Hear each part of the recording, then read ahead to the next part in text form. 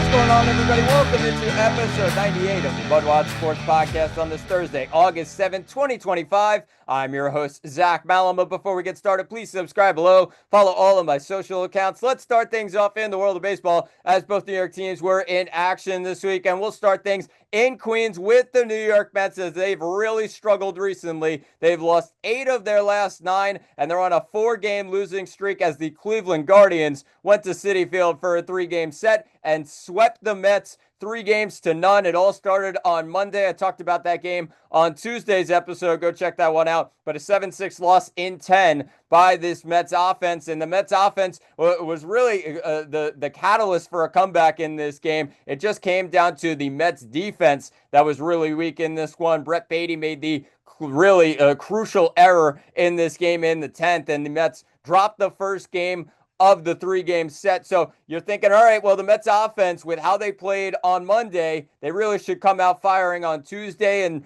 really step up right now. Maybe it's a wake-up call for how poor they've been since the All-Star break. Now you look at the next couple of games, and it's been the exact opposite for this Mets offense. They have been nowhere to be found. They only had 4 hits on Tuesday, and they end up losing that game 3-2 to the Cleveland Guardians, and Cleveland ends up getting the win, but the Mets offense was nowhere to be found after the first batter in the 4th inning got on base. The Mets did not have another hit for the rest of the game after the 4th. So really just bad stuff from this Mets offense, and they really needed to find something. Tyler Rogers ends up getting credited with the loss. He allowed the run, then RBI single to Stephen Kwan in the top of the 7th, but this one's not on Rogers. This is on the Mets offense that was nowhere to be found for the last 5 innings of this game. So the Mets lose the second game, and they end up losing the series to Cleveland, but you're expecting, all right, final game of the series, really step up. You got the home crowd behind you in a day game, against Cleveland. And they almost get no hit against Gavin Williams and crew. A 4-1 loss for the New York Mets, and it came down to the 9th inning where Juan Soto broke up the no-hitter with a solo bomb to center field, and Soto had a smile on his face as he was running around the bases and feeling like, all right, I'm the man. I got this no-hitter broken. He did say after the game that he wasn't thinking about the no-hitter. He was thinking about his at-bats, but I do think he felt like, oh, I got the best of Gavin Williams here. He really wasn't smiling about the rest of the game because the Mets offense was nowhere to be found once again, and they end up getting 1 hit on the board, and it was that Juan Soto solo home run. Gavin Williams gets the win. He pitched 8 2/3, had the no-hitter through 8 1/3, and he ends up coming out of the game. Hunter Gaddis coming in for the save. But this Mets offense has been abysmal, and I got to give Cleveland credit. Their pitching staff has been electric since the All-Star break, and one of the best pitching staffs in all of baseball since the All-Star break. A 3.39 team ERA. That is 4th in the majors since the middle of July, and their record since the All-Star break really stands out. 13-6. That is 2nd in all of baseball, tops in the American League. They have really played well since the All-Star break, and a team that was sputtering a little bit in the AL Central, below 500, trying to figure things out. They've looked really, really good since the middle of July, and I think it just comes down to, yes, the Guardians pitching staff was good in this series, really good in this series, but this Mets offense has got to be better. They have way more talent than a team that should be getting almost no hit on Wednesday and not having a hit after the 4th inning on Tuesday. And it all starts at the top of the lineup. I mean, since the All-Star break, Francisco Lindor batting just 195. He's been really nowhere to be found when it comes to the power. He does have 10 RBIs, but just not good enough right now from Lindor. The other guys really not stepping up in the lineup. Pete Alonso, who it feels like, yeah, Pete had a 4-hit game the other day against Cleveland. He really should have a solid enough average, but it's been anything but. He's batting 179 since the All-Star break, 4 home runs. Yeah, the power is there, and 14 RBIs, which leads the team. But 179, Pete's got to get on base more and set up for the guys behind him, get on base, and really set things up for the bottom of the lineup. And that's been a group that's really stepped up, you would say, since the All-Star break, although they really didn't help out too much in this series against Cleveland. The final guy that really hasn't stepped up is Juan Soto. Where is Juan Soto? I know he hit the solo home run yesterday, and maybe that gets the mojo back. But this is a guy who's getting the biggest contract in all of baseball, the biggest contract in baseball history.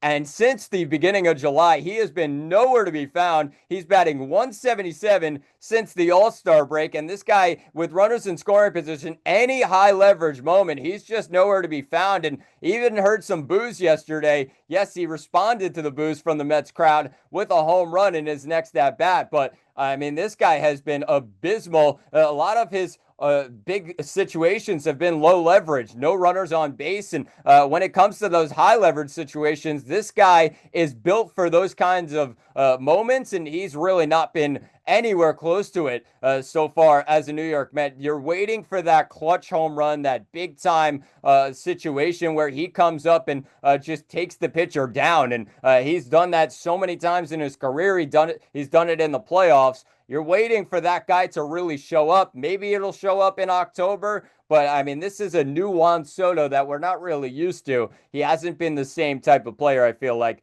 since last year. And I think since joining the Mets, he's just really not stepping up in those high leverage moments. And he needs to do so, especially since it's August now. I mean, there's nowhere to look back. August, September, that's where you're really worrying about it. And 177 since the All-Star break, not good enough right now by Juan Soto, and not really good enough for the top of this lineup to be batting all of them, except for Brandon Nimmo, who's batting 232. Still not good enough.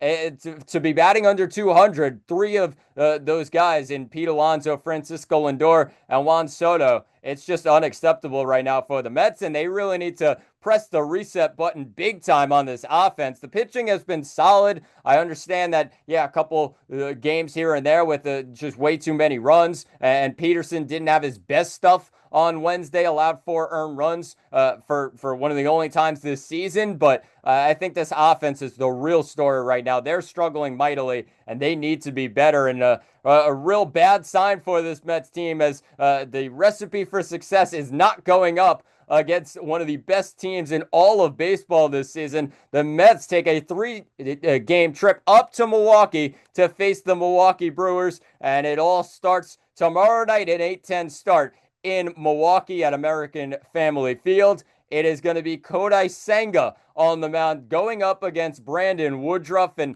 Woodruff's been real solid this year, a 3-0 record with a 2.22 ERA. Senga has been really bad recently. 3 consecutive starts with 3 or more earned runs allowed, the first time in his career that he's dealt with something like that. So the ERA has gone up, where it was trickling around 1 for most of the season. Yes, he got hurt, and since he's gotten back, just has not been the same kind of pitcher, and really not as effective as he's been, and really especially as he was earlier in the season. 7-3 record with a 2.31 ERA for Senga this year, and I think it's going to be a real tough test going up against Brandon Woodruff, who, like I said, has been really, really solid so far this season. But this Milwaukee team is really on a roll right now, and they are not going to make it easy on this Mets team. I mean, really, when you talk about a team, when the Mets, 8 of their last 9 they've lost, they're on a 4-game losing streak.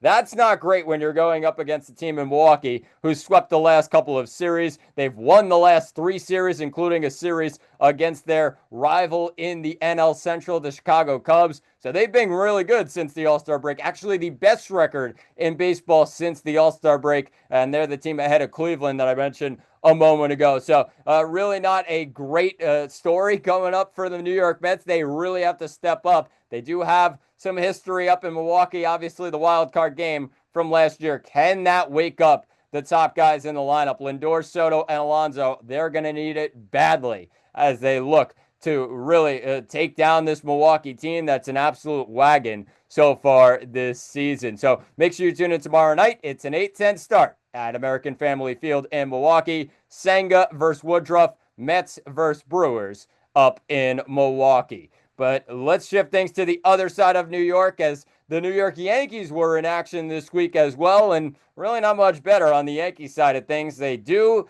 finish off the week and finish off this series against the Texas Rangers with the win, but the Yankees had lost 5 in a row, swept by Miami. I talked about that series on Tuesday's episode. Go check that one out once again. But when you look at this series against Texas, I talked about Monday's game against the Rangers, which was absolutely abysmal from a manager and Aaron Boone's point of view. I mean, putting in Jake Bird, who really gave up the game on Friday against Miami with the grand slam to Stowers, that the Yankees ended up losing that game 13-12. He puts him in another high leverage situation. I know he had a lot of relievers used, but Jake Bird should not be pitching the 10th inning with a guy who came in to be a strikeout pitcher, and that's really where they saw the potential. Not a guy that's coming in for your high leverage moments. Just a horrible move in my mind by Aaron Boone, and the Yankees lose that game 8-5 in 10 on Josh Young's, and he ends up finishing it with a 3-run bomb to walk it off in 10 innings. But then they go into Tuesday's game, and you're thinking, all right, offense, step up. Really, I mean, they had 5 runs in the game before, but this bullpen really needs a boost, and let's see what happens. And it's just been more of the same for this Yankees team. The bullpen comes in, and it's Devin Williams once again, blows the save, can't figure things out. 2/3 of an inning, 2 hits allowed, 2 earned runs with 2 walks, no strikeouts. I mean, 29 pitches, you don't get a strikeout. That's what a closer is supposed to come in and do. And Devin Williams does the opposite. He ends up giving up the 2-run single to Rowdy Tellez, who came in as a pinch hitter. The Yankees could get nothing going on Nathan Eovaldi in this game. And Eovaldi, I mean, what a performance by him. 8 innings he goes, just the 1 hit allowed, and no runs on no walks and 6 strikeouts. I think 98 pitches is really a great sign for 8 innings for Nate Eovaldi, a guy that his age, he's pitching a 1.38 ERA so far this season. Just electric stuff from Eovaldi, and the Yankees really paid the price against Eovaldi on Tuesday. But then you go into Wednesday's game, and it really can't go really any worse than it did on Tuesday or Monday. I mean, back-to-back games of Devin Williams struggling.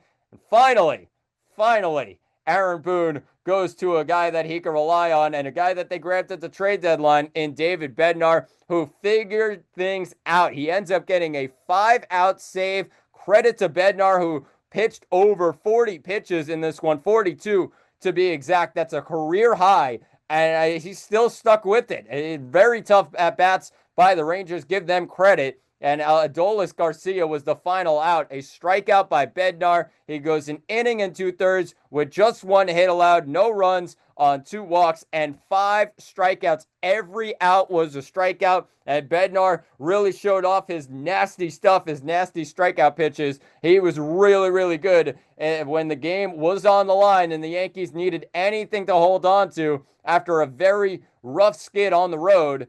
I think that's really what stands out. Great job by David Bednar. He ends up getting his 18th save of the year, and it came down to Paul Goldschmidt's pinch hit home run to left that gave the Yankees a 3-2 lead in the 7th. And finally, the bullpen steps up, and they end up getting the victory 3-2 down in Texas. But the Yankees, it's not going to get any easier as well. They do come home, though. And that's a big thing for this Yankees team. They've really struggled on the road, it seems like. And then when they come home, they really settle things down. They have 6 games now at home. And it all starts on Friday, tomorrow night, with a 7:05 start as their rival Houston Astros come to town. And the Astros playing real good right now, 64-51 right now in the American League West. Yankees 61-54. It's going to be a good pitching matchup. Hunter Brown, 9-5 this year, 2.47 ERA, has been a little bit shaky as of late, but Cam Schlittler goes up against him for the Yankees, 1-2 this year with a 4.58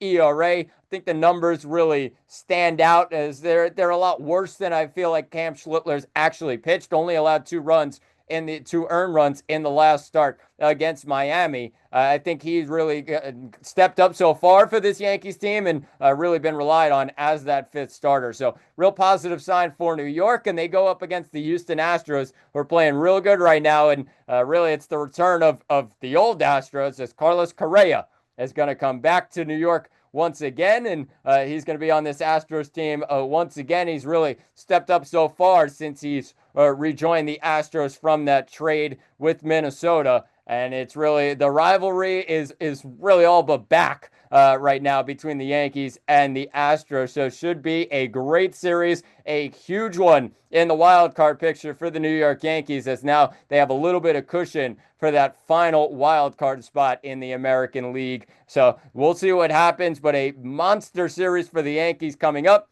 Friday, Saturday, Sunday. The Houston Astros come to town. It all starts 7:05 tomorrow night. Schlittler and Brown at Yankee Stadium. But that will do it for episode 98 of the MudWatch Sports Podcast. Please subscribe below. I've been Zach Malum, and thanks for watching, and talk to you all on Monday.